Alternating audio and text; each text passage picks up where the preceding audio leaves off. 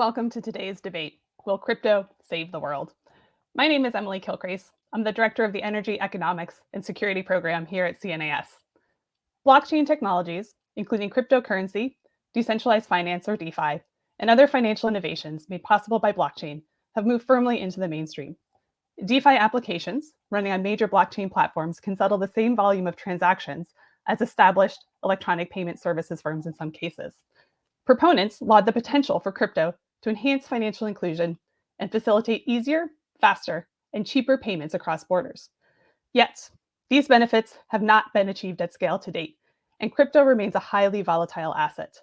The recent tumble of the algorithmic stablecoin Terra and the broader market slide has wiped out 2/3 of the prior $3 trillion market cap of digital assets. Policymakers in the United States and elsewhere are struggling to make sense of the crypto ecosystem, with some countries adopting cryptocurrency as legal tender and others banning it outright. In the United States, the president recently released an executive order on digital assets, which makes clear that digital assets are here to stay, but that the government will be working hard to ensure that these assets are developed responsibly. Here at CNAS, we're tackling the debate around crypto in a similar manner. Despite recent volatility, blockchain technologies are likely to become a durable feature of our financial system over the long term, and thus responsible policy to guide and lead the future development of the industry is critical. With that in mind, I am delighted to announce that CNAS is launching a new research project examining these issues. Later this month, we'll launch the CNAS Task Force on FinTech, Crypto, and National Security. The task force will be comprised of private sector leaders, government officials, and researchers expert in the policy and technology aspects of crypto. Our goal will be to develop smart, pragmatic national security policy to ensure the responsible development of the crypto ecosystem, taking into account the need to address specific national security risks, such as sanctions evasion on crypto rails, as well as the longer-term strategic interest that the United States has in making sure it remains globally competitive in this emerging technology area. Our task force will be chaired by two leading experts in the field: Sigal Mandelker, a former Undersecretary for Terrorism and Financial Intelligence, who is now a partner at Ribbit Capital, a VC firm that invests in fintech and crypto startups, and Dr. Chris Brummer, professor at Georgetown Law, leading academic on crypto issues, and convener of the DC FinTech Week. Sigal and Chris could not be with us today, but you will hear from them via recorded video throughout the debate. And speaking of the debate, let's get to it. I'm really pleased to introduce our team for today. Yaya Fanusie, an adjunct senior fellow at CNAS, is an expert in digital currencies and co-authored the foundational work on China's digital currency and its national security implications. Yaya will be taking the opponent position, arguing that crypto will not save the world. Linda Jeng, Chief Policy and Regulatory Officer at Circle. Circle is the issuer of the USD coin, a stable coin pegged 1-for-1 to the US dollar. Actually, Linda, enter, if you don't mind, the correction. There we go. Thank you. Linda will be taking the proponent position, arguing that crypto will save the world, and she will be keeping us honest on all of the correct terminology. Thank you. And finally, our moderator, Carole House, who is with the White House National Security Council as the Director of Cybersecurity and Secure Digital Innovation. Our debate will proceed in 4 rounds. The audience can vote for the winner of each round, and the winner will be the debater who wins the most number of rounds. In the event of a tie, because we have noticed that we have an even number of rounds, the tiebreaker will be the debater with the highest number of audience votes overall. We'll announce the winner at the end of the debate after an opportunity for audience questions. To vote or to submit a question, go to cnas.org/live. And with that, I'll turn things over to Carole to start the debate. Have fun. Thank you, Emily. I am sure we will. So hello, everyone, and welcome to today's debate. At the White House and across the government, we are currently examining how to promote responsible innovation in digital assets. The president earlier this year in March released an executive order on ensuring responsible development of digital assets, outlining multiple streams of work to inform policy on the future of digital assets and drive interagency work as never before. During today's debate, we're going to hone in on the national security aspects of the digital asset space. So with that, let me turn to Sigal Mandelker and Chris Brummer, the co-chairs of the just announced CNAS Task Force on FinTech, Crypto, and National Security, to share their thoughts on what national security policymakers should be thinking about in terms of the good, the bad, and the ugly in the crypto ecosystem. is exactly why I am so thrilled to be co-chairing this task force at CNAS and with my very, very good friend, Chris Brummer. And it's really because I think that question is one of the single most urgent economic and national security questions really of our time.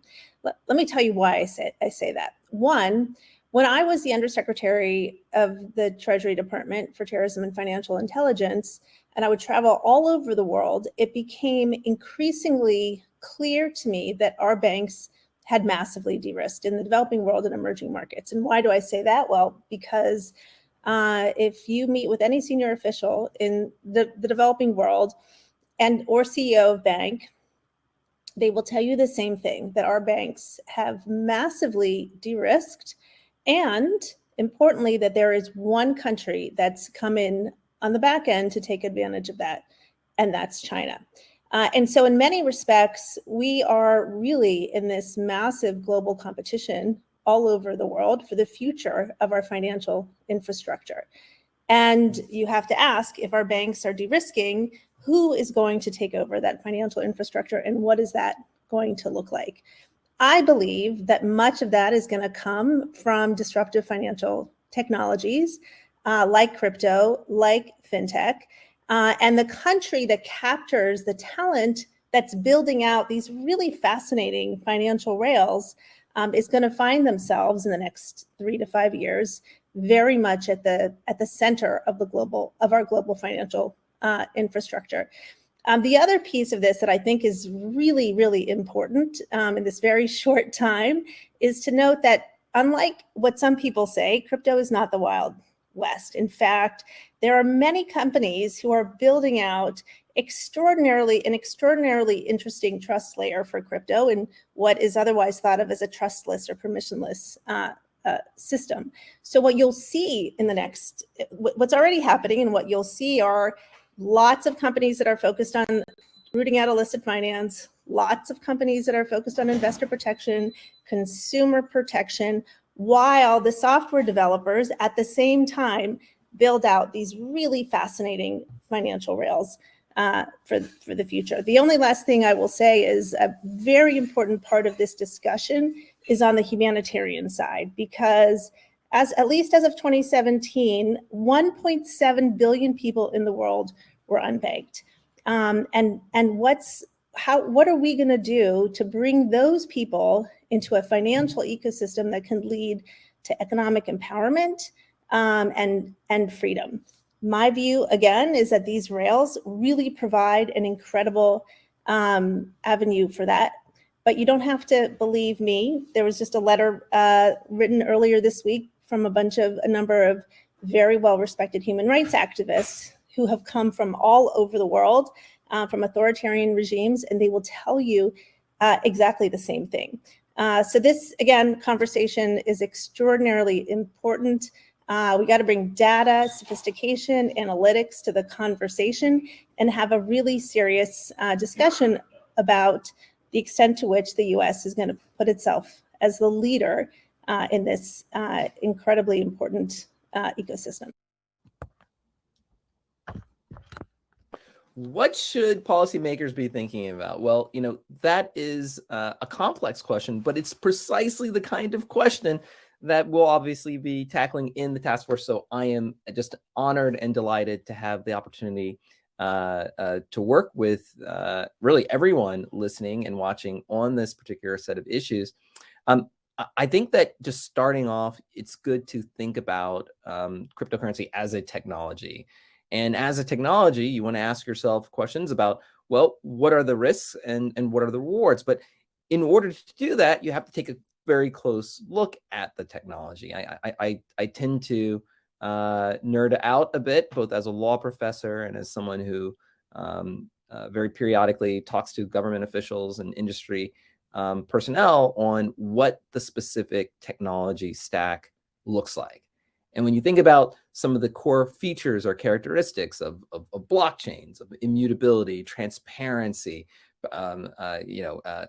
permanence, it really does then generate a set of both, again, opportunities and risks, even when you put it in the larger context of banking and capital markets. So on the risk profile, obviously, we'll be talking about varying issues as to the degree to which illicit activity can or cannot be facilitated. We'll be talking about what volatility in crypto assets can mean. But it's also really important to think about those core attributes of transparency and immutability and permanence. And what does all of that mean in the context of other kinds of really interesting opportunities like remittances, decentralized identity, cheaper and faster payments, decentralized credit scores, regtech opportunities. I tend to sort of think about the U.S. payment system like JFK, the JFK airport. A little old, a bit slow, and a little bit embarrassing once you fly into the United States from another country, but yet somehow oddly critical to global commerce. The question is, and it's one that I'm eager to explore with my colleagues, is to the degree to which that can be upgraded in a way that's more sustainable for the 21st century. And I think that's the kind of perspective that policymakers should bring to this issue as well. Excellent insights from Chris and Sigal. Now let's turn to our live debaters, Linda and Yaya, for round one of this debate. Will crypto save the world? For our audience, please go to cnas.org/live to cast your vote for who wins each round. So Linda, first, you are arguing for why crypto will save the world. What do you think? First, I have to unmute myself, but Carole, Yaya, thank you very much for inviting me for this I call a round of boxing. I'm going to see if I can last against Yaya.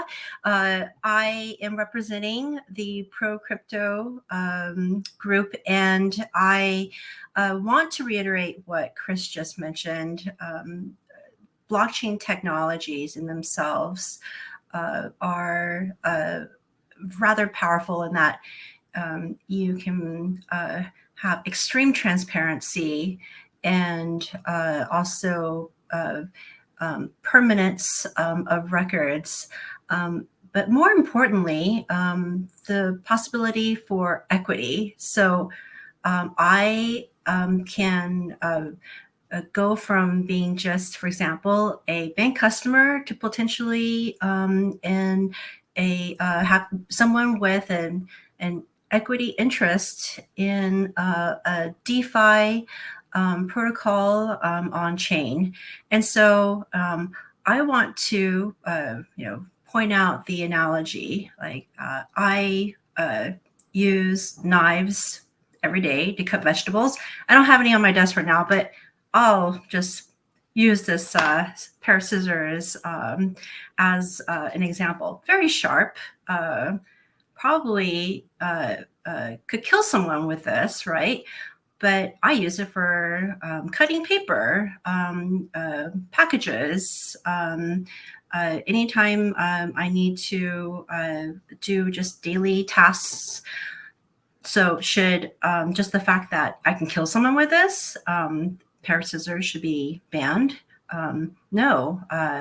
Similarly with crypto, just because it is a technology that could be used poorly doesn't mean that we can't use it for the better good. So I will stop there and turn it back to you.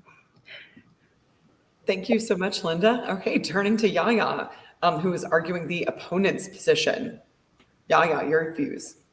Yes, thank you, Carole. Thank you, Linda. It's great to be here with this friendly sparring, very, very friendly. So I want to, actually start with on a serious note because we're here to debate, but I actually want to make a sort of public service announcement because there's something really impacting a lot of us, and I want to sort of speak about that, which is, 1 out of some number of Americans are suffering from the epidemic of technophilia.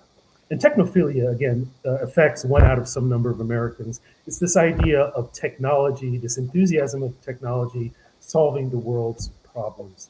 And, what I just want to say is that, the problems of the world, whether we're thinking about economic problems, social problems, they are wrought by humans. They're wrought by our hands, our failures, our shortcomings, our bad behavior, our selfishness, etc. And I know I'm getting philosophical, and I think I want to speak to the point that, as Linda said, right, a scissor could be used for lots of things, constructively or negatively, for good or for ill. And I think that's actually a point for my position. And then I would actually liken it more to, instead of a scissor or a knife, I would say crypto is like a lightsaber. Yes, a lightsaber. A tool which, if you understand, could it be a force for good or a force for evil? Linda, don't make me laugh. Hopefully I have a few more seconds here. That lightsaber, right? It all depends on how that force is used. Are you going to use the good side, the light side, or the dark side? And also, think about this. You mentioned the permissionless nature. And that's the thing. Crypto is a permissionless environment where anyone can get involved. But the thing is, permissionlessness leads to pseudonymous transactions. Pseudonymous transactions leads to scams and illicit activity. And scams and illicit activity lead to suffering. And that, unfortunately, is invited by much of what we have for crypto. So I would say that it's not that crypto would save the world, but it is that, like any tool, can be used for good and for ill. And we should understand that no tool can save the world. It's not the lightsaber that does it, because bad folks can have lightsabers too. It's how you use that lightsaber. Thank you. Really great comments. Thanks, Yaya. I've never heard Star Wars brought up with crypto except in a gaming context. And as someone raised watching all the series with the word star in it, I really appreciate that. So a reminder to the audience to vote at cnas.org/live for the winner of round 1. So now, moving on to round 2, we will turn to the case study of El Salvador. So governments around the world have taken drastically different approaches to cryptocurrency. El Salvador has gone so far as to adopt it as legal tender. So what have we learned from El Salvador's approach? So Yaya, I'll turn to you first. Okay, sure. I mean, maybe to wrap it up, I mean, Ms. Carole, you said El Salvador, the government, the president pushed forward this legislation to make Bitcoin legal tender in the country. Basically, using Bitcoin to sort of substitute or be the financial instrument that people should use or should be accepted. That's been happening for about 6 months, and I would say it probably has not been successful. I think all indications are that it hasn't been successful. It hasn't really ticked up. There hasn't been much uptake in terms of merchant use, really the people on the ground using it. And even if you think about the timing, it's really unfortunate that this project started to make Bitcoin legal tender at a time when, before the crypto winter that maybe we're in, right? So a lot of people who maybe invested or thought that Bitcoin would be the best way to hold their funds in El Salvador have now lost a certain percentage of their funds. I would sum this up as to say, this El Salvador experiment, if you really think about it, is like a college dorm room lounge idea masquerading as monetary policy. Yes, it might sound good to, in an environment like El Salvador where the money system is broken, to just say, hey, why don't we just use Bitcoin? Yeah, you got to sort of take that, you got to stress test that. And I think the way that this has been sort of launched without enough consultation and without a buy-in from even the local business community, it's really, not really well thought out. And I think there are some serious issues. I'm sure we'll talk about that. Linda, any rebuttal? Yeah, so as a former Fed staffer, I certainly have thoughts about what El Salvador did, and that makes you have to first question, what do we mean by crypto? And actually, lots of different assets are leveraged DLT and are considered crypto. So don't look at just because El Salvador was unable to roll out a successful use of Bitcoin, and there are a number of reasons we can go into about that. But But blockchain technology can still be very useful for monetary policy. Take a look at digital fiat currencies. So the digital representation of the US dollar on blockchain doesn't get more powerful than that. And the central bank, the Fed, can still continue to exercise monetary policy through the blockchain. So, to bring Star Wars back into this conversation, I say crypto is more about being Mandalorians than as Jedis. That is I love where this is going. Back to you, Yaya. I'm sorry. Back to you. Well, back to me. I mean, I think very good point that Linda is making. That there's really the opportunity to use this technology, and it sort of depends on how you use it. I do agree. The thing I would maybe point out for us to consider is that even though this technology is not owned by anyone, let's say the Bitcoin protocol, right? It's not owned by any one particular entity. But I would raise that the Bitcoin ecosystem, the ecosystem is maybe not owned by one person, but is influenced by a lot of different people. The ecosystem meaning, the exchanges, the companies, who holds how many wallets. There's a whole ecosystem around crypto that, it does get influenced by particular people. So if we think about, a nation state actually, really sort of investing, quote unquote, in a crypto protocol, we really have to consider potential for manipulation, corruption, et cetera. But I do take the points, and I think the thing about the sort of Mandalorian idea is that we have to be thinking about not just the tradition, right? We have to be thinking about if we're going to stay committed to the tradition just because that's what people say they're doing. So maybe a good Mandalorian would break away from the tradition to try to save those younglings of the world. I could see that. Thank you, Yaya and Linda. And another gentle reminder to the audience to vote at cnas.org/live for the winner of round 2. And now, moving on to round 3, let's look at Ukraine. After the start of Russia's continued invasion and the unprecedented sanctions on Russia by the US and their international partners, there's been a lot of conversation about the role of cryptocurrency centered on how it might be used for sanctions evasion. However, there's also been a shift in conversation that's been really focusing on how crypto might actually be able to be used to support the Ukrainian effort as well. So first, let's turn to Chris and Sigal for their perspectives. So what I find really interesting about your question was, to a certain extent, the question itself. I mean, when the war began and cryptocurrency became a matter of attention, the natural question that was asked was, wait a minute, what are the rails that are available to not just criminals, but also scofflaw states and dictators and others to really evade sanctions? I mean, that's been one of the long-standing criticisms of cryptocurrency, is that even as America exerts its economic or financial power, cryptocurrency provides another route for sort of illicit finance and the like. But what's been really, really interesting is that you haven't really heard that much about the evasion of sanctions. And if anything, people have highlighted the features of public blockchains and the fact that you can monitor different kinds of transactions.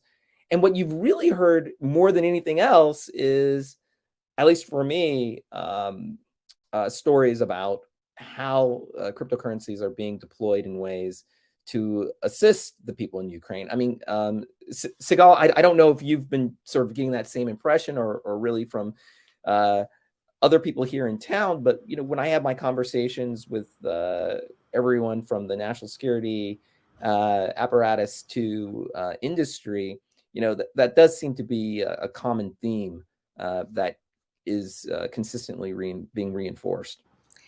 Yeah, look, actually, this question really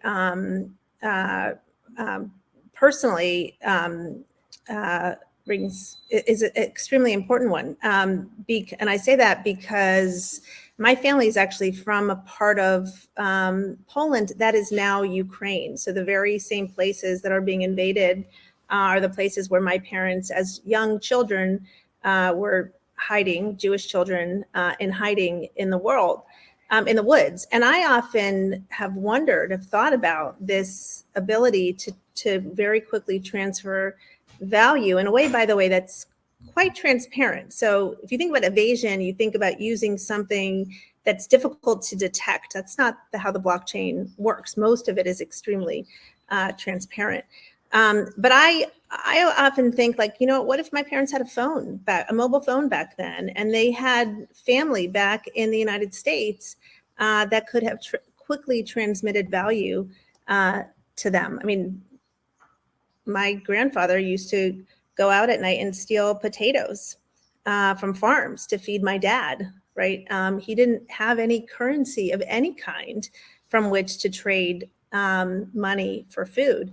But if he was in a different situation, you know, with access to the technology that would have allowed aid, remittances, whatever it was, to be delivered to him while he was hiding, maybe, you know, the situation would have been vastly different. And what we've seen very quickly after the war broke out, there were these people in the crypto community from all over the world who very quickly rallied together and donated, I think it's north of $100 million worth of crypto. By the way, donated it to an exchange that was working with the Ukrainian government. And the Ukrainian government themselves were able to very, very quickly get access to that value and use it for their military, use it for food and medical supplies.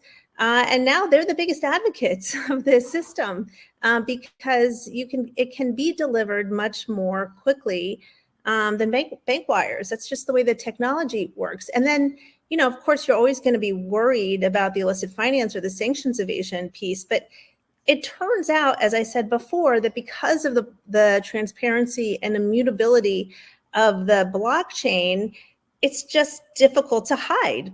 And there's lots of reasons. There's lots of ways, without going into too much detail in the short time that we have, that you can actually detect it. The other piece of it is that it's programmable. You can use smart contracts so that if it gets into the wrong hands, you can actually freeze it. You can block it and prevent the person who gets it from ever being able to use it. So there's so many different attributes of this technology, in my view, that can be used to enhance humanitarian aid, to enhance the availability of much cheaper remittances in places around the world where the fees for remittance has been far too high, especially given the purpose of it, and to promote democracy. I think that's really going to be one of the sort of interesting questions that we'll be seeing, in terms of the almost sort of the auditing of financial transactions, and we will be able to have eventually a kind of a reckoning as to what kinds of attempts were made, what kinds of attempts were blocked using cryptocurrencies, and then what are the opportunity and the gates of relief that were made available. And I think that's going to be really interesting, seeing how it stacks up. But certainly up to this point in time, I think that narrative has been eye-opening, I think, for many of us. Not eye-opening for me, by the way. I just would like to say, because I've been talking about the use of this technology for humanitarian aid for a long time, and so I think we're just going to see more and more of it, and we have to be open to it, right? As a country, you have to appreciate this is a technology. Of course, technology can be used for bad things. So can banking, right? But let's think about the attributes that we can use. Really take advantage, seize the moment to use it for all kinds of extraordinarily positive things, and then be at the center of that revolution of innovation. That's, we have always for the last couple of 100 years, we've prided ourselves as a country at being the center of innovation. Let's do that. Let's think about how we can really fundamentally do that here. Great insights from Chris and Sigal. Now, Linda, what are the lessons that we should be taking from the Russia-Ukraine context? Well, crypto has demonstrated as being one of the most effective ways of getting funds to Ukraine, to those in need, faster than any other form of payment rails. And as Sigal mentioned, FTX partnered very quickly with the Ukrainian government to get funds to the Ukrainians so they can buy the supplies that they need. And earlier this week, I held a fundraiser for newborns in Ukraine in need of phototherapy medical devices, something that is considered completely basic and normal in any US hospital, is now something that they are desperately short of. And they have asked for 60 to 100 devices. Each device costs $3,000. So here we are in the US trying to raise money to manufacture these devices at cost and ship them to Poland and then get them across the border into Ukraine. Now, what if we were able to set up a wallet for the hospitals in Ukraine, and they had even sent us a video with their requests and expressing their gratitude. But what if they could set up digital wallets and we can send funds to them so they can purchase these devices more quickly, and allow not only those who come to our fundraiser to contribute, but everyone in the crypto world can contribute funds to these hospitals who desperately need just basic medical supplies. And then someone came up to me and also asked, well, it's not only one could set up a digital wallet, but what about perhaps a token that's specific to purchasing medical supplies? That way people who provide donations know it's going only for medical supplies in the Ukraine. And then finally, someone raised the idea of perhaps we can even set up a DAO that could help organize the donations. Either way, I'm listing out these three options because there is a flexibility with the technology, and there is an efficiency and certainly the speed, especially for those in need in war zones.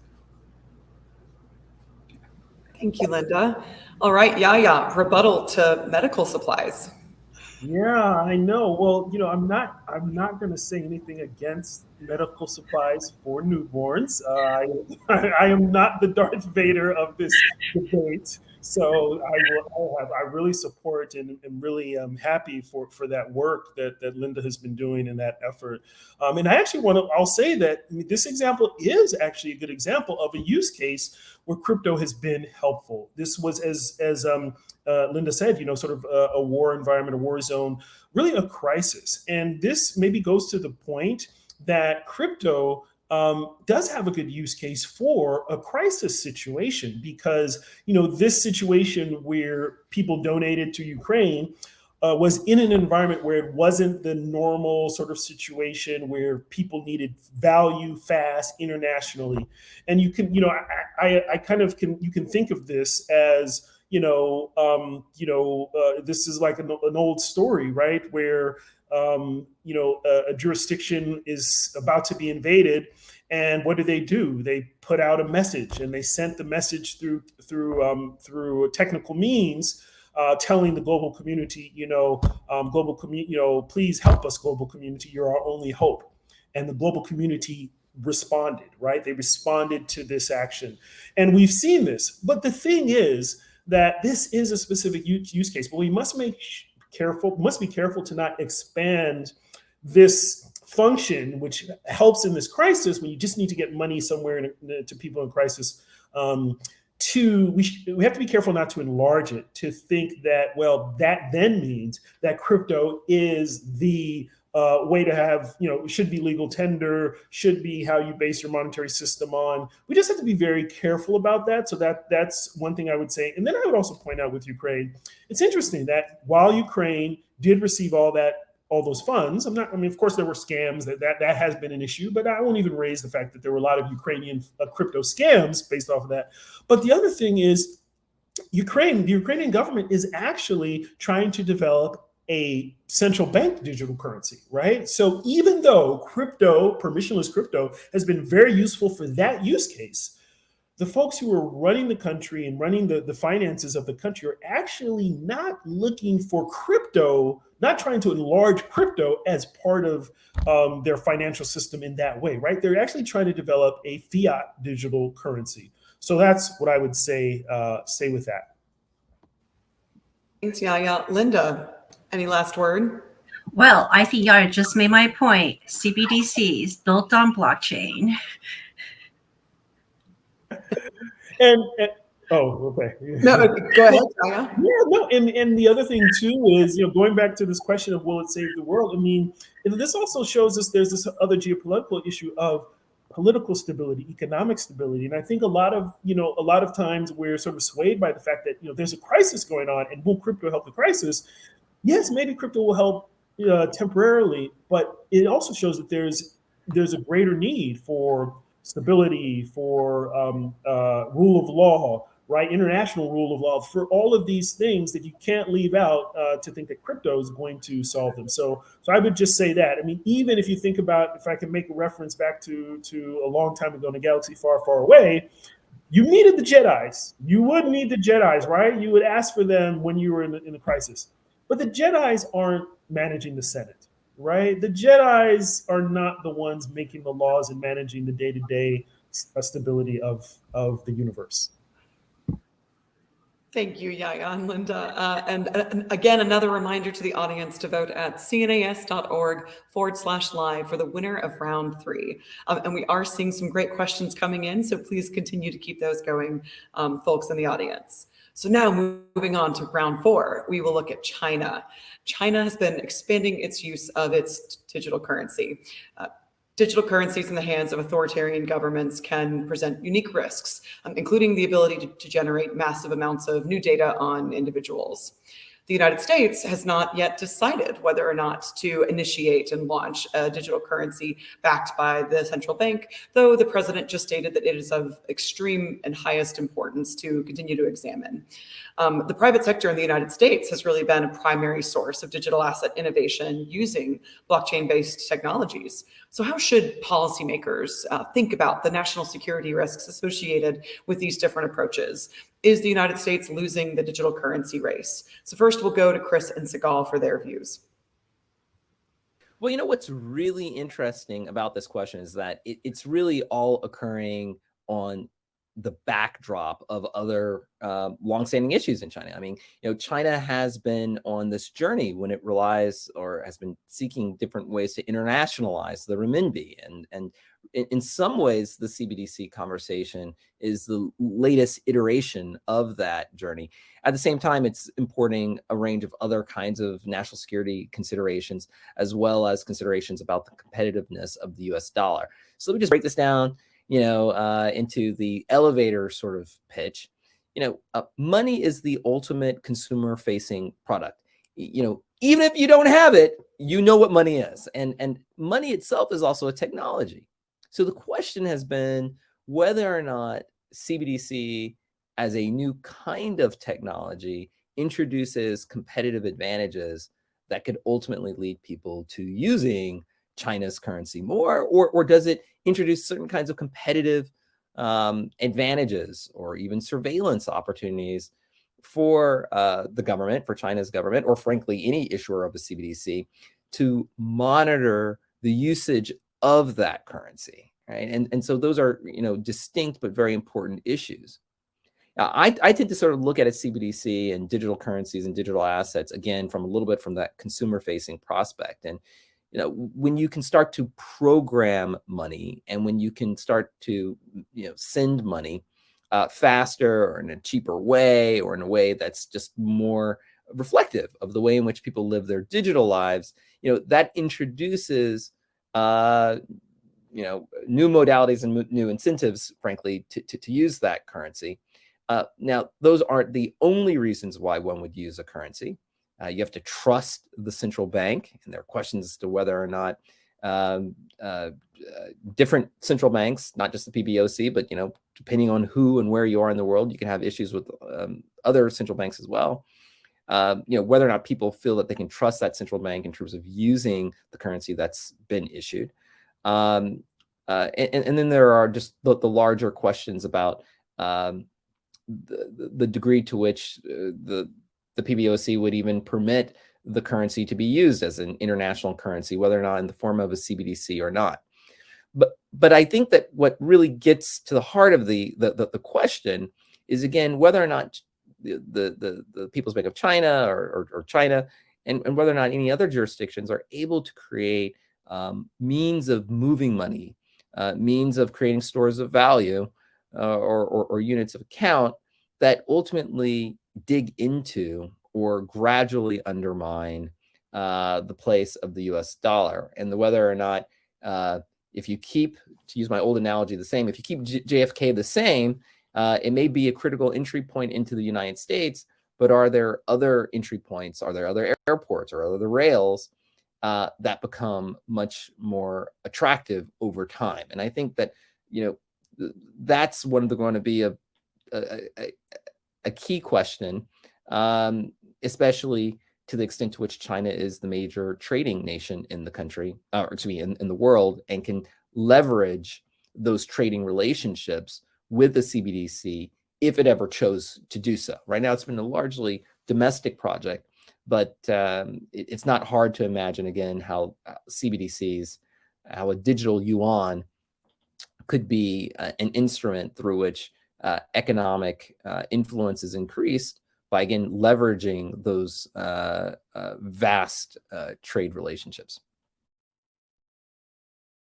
Yeah, I think this is another extraordinarily important question for many of the same reasons that I said before, which is, look, China is developing a CBDC in large part, in my opinion, because they value within their system control, right? They're a surveillance-led country. They value control. They see the advent of government-controlled financial technologies as a mechanism for them to dominate in lots of different respects, including globally. And all of that is, without a doubt, a grave risk for our country, and I'm sure others will address exactly why.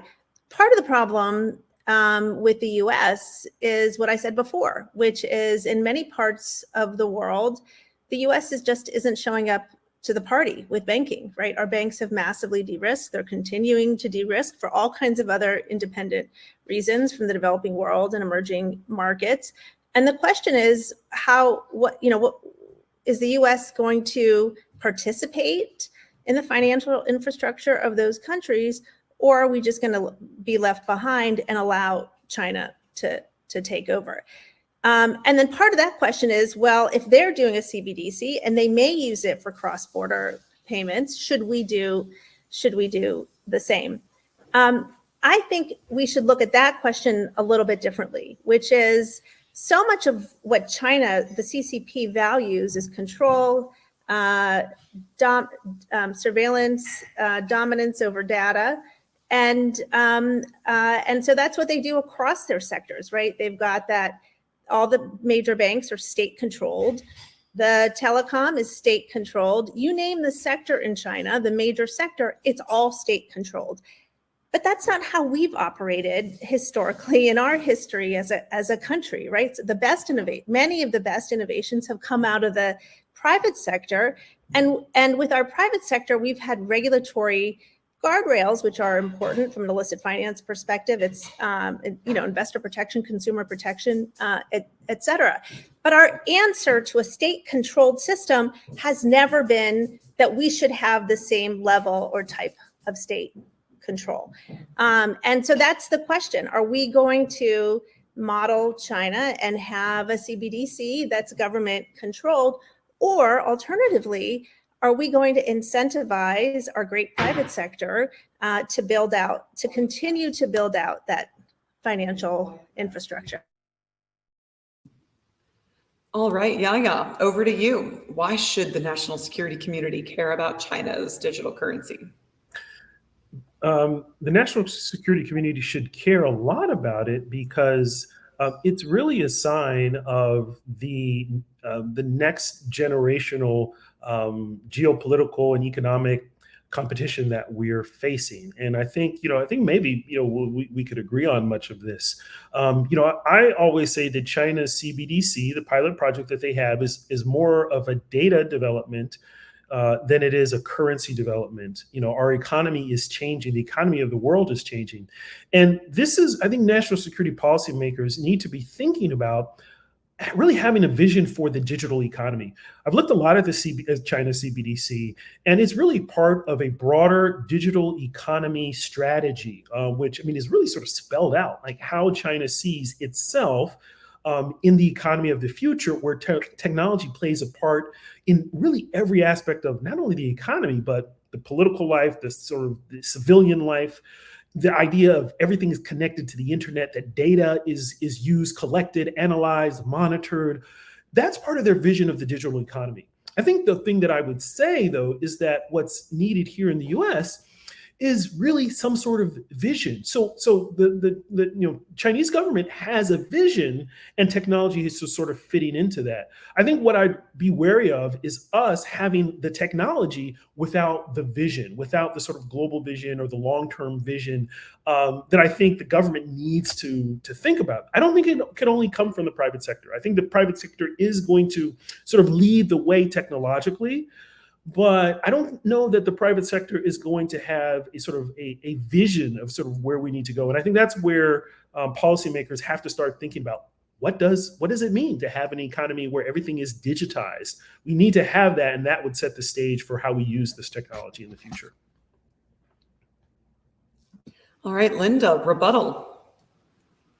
Well, I actually agree with Yaya on most of his points. The ECNY is indeed a data project. It's not even built on blockchain. So I don't view it as being part of the crypto world, but more as part of another surveillance state tool. And ultimately, it is about the way, when I say that from, the Mandalorian context, it's about, what counts as money. And money is very much what the society agrees to view and count and value as money and as a medium of exchange. And so rule of law is extremely important. And this is why, yes, China is definitely a competitive threat, and certainly a very powerful economic force. But ultimately, I could never see the Chinese yuan as becoming the global reserve currency, because ultimately, how could you rely on the currency issued by a country where you've seen they just arbitrarily lock down Shanghai and Beijing for weeks, separating parents from their children, closing businesses, stopping the IPO of Ant Financial at the last minute? That means that they would also have that much control over the renminbi. Now, take the U.S. The U.S., we've had a long history of private and public collaboration, and the payment rails we use today are products of that. And I see the digital payment rails that we are building today as another example of private-public collaboration. And ultimately, the Fed dollar that's going to be issued is probably going to be issued on blockchain, and a product of work that was conducted between not only the Boston Fed and the MIT Digital Currency Lab, but also with a number of private participants around the digital ecosystem. And then finally, I cannot forget to mention digital identity. This is really going to be the most important building block for not only the digital ecosystem, but for the entire digital economy. And since in the US, we currently still don't have a framework for consumer data rights that would give us the right to control our own data, industry can step in and at least build some of the tools that would give us more control over our data and our identity. Thank you so much, Linda and Yaya. Yaya, any last words before we close this round, the final round? No, I'll let us go to get to our questions, audience questions. Great. Well, then a reminder to the audience to vote at cnas.org/live for the winner of round 4. So that completes our official rounds for the debate. And now, while we're tallying up the votes and the winners of the different rounds, we're going to go through a rapid fire answer to a couple of questions that came in from the audience. So first, we'll kick it off with questions. a question that came in from Jake. So 30 seconds in response to each. How can we convince U.S. policymakers that China's milestones in its EC&Y development and its ambitions with the blockchain-based service network, the BSN, is a pressing concern for the United States? So I have feelings on it, but I'm the moderator, so I don't have to answer. All right, Linda first, then Yaya. Well, first of all, what's most important is something that Yaya pointed out. We need a national data strategy. India has one. Australia has one. I mean, Australia decided we're not just going to do open banking. We're going to have an open data economy. And they think there's going to be more innovation and growth if companies have to share data with each other. And right now we have no national data strategy, and it's not just China that we should be looking to. We should be looking at a number of other countries around the world that have already decided that data is the new oil. Great, thank you, Linda. Yaya? Yeah, I agree. I would say data is the new oil, and maybe data is the new electricity, the way China sees it, right? Where everything is powered, every appliance is connected to data. That's how they see it. And I would add that the way, how to convince U.S. policymakers about the importance of all of this fintech, crypto, blockchain, et cetera, is to simply think about what happened with the internet. Think about internet, web 1.0 and 2.0, and that it was really even before the internet was popular. It was that decades of research in U.S. academia that led to this great private sector expansion and dominance, you would say, of U.S. firms. That is happening. I'm not going to say the exact same thing is happening, but I think that's where we are. That's the parallel in terms of what China is doing. So if we don't get in the game, quote unquote, we have the potential to be on the outside as the internet evolves. Well, then speaking of being on the outside, another rapid fire question from Johannes. With a view to the sanctions on Russia, is there a real danger of fragmentation of the international financial system as Russia and China are trying to develop a fallback mechanism to SWIFT? I'll go to Yaya first and Linda, 30 seconds each. Wow, that's a big question in 30 seconds. Is there a risk of it? There is a risk of this, but I wouldn't say that what's happening right now is going to put things over the edge, because it has long been an aim for U.S. adversaries to try to break through sanctions and evade sanctions. The key is not just creating a new digital currency. This is where the international community comes in. The key is, how is that new payment channel or new instrument, going to be seen by the rest of the international community? I think this is where there's going to have to be solidarity with like-minded nations. So as a payments nerd, it was kind of cool to see, China's going to start, a new SWIFT type institution with Russia. But in the end, it's all about network effects. Here in the US, even all the payment rails that we once had historically have consolidated over time. We do still have, a few, but some of them actually aren't used that much anymore. And so perhaps it'll be useful for Russia in its trade with China, but there's no way that China could avoid not using what everyone else is using. So, it's kind of like social media, right? That's great. Then one final rapid fire question, and I'm sorry that we won't get to a really great Star Wars question that came up for the group, but we'll just close out with one focused on the initial primary substance of the debate. So this question from Jake: is there tension in the way that policymakers think about independent cryptocurrencies versus digital sovereign currencies? So different agencies might disagree over the role of different types of cryptocurrency in their financial systems, as an example. So first Linda, and then Yaya close us out. So look at commercial bank money. We all use it. Is that public? No, it's private. Like, I put money in my bank, and I use Citibank, and now I essentially have liabilities. They are liabilities on Citibank's balance sheet, not liabilities on the Fed's balance sheet. And so we have long used private money, private commercial money, and a digital representation of the dollar can be both a public one issued by the Fed, or they can be also private ones backed by monies that we have traditionally been used to as viewing as money, like cash reserves, bank deposits, and then, to round out for safety reasons, short-term treasuries. Yeah.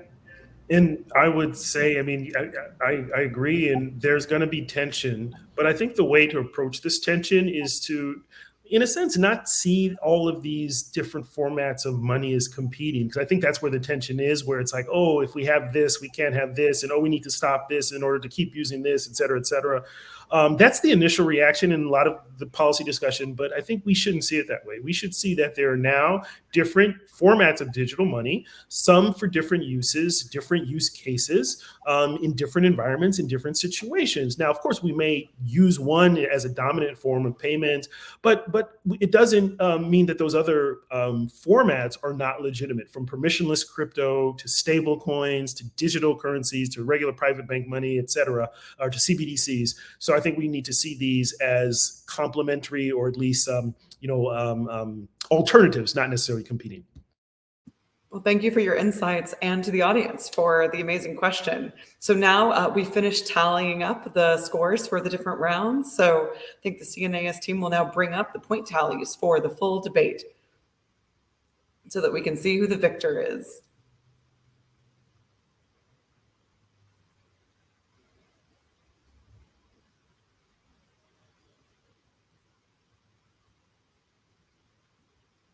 Oh, great. Here it is. Okay, so Yaya is our victor, but a wonderful debate brought by both Yaya and by Linda.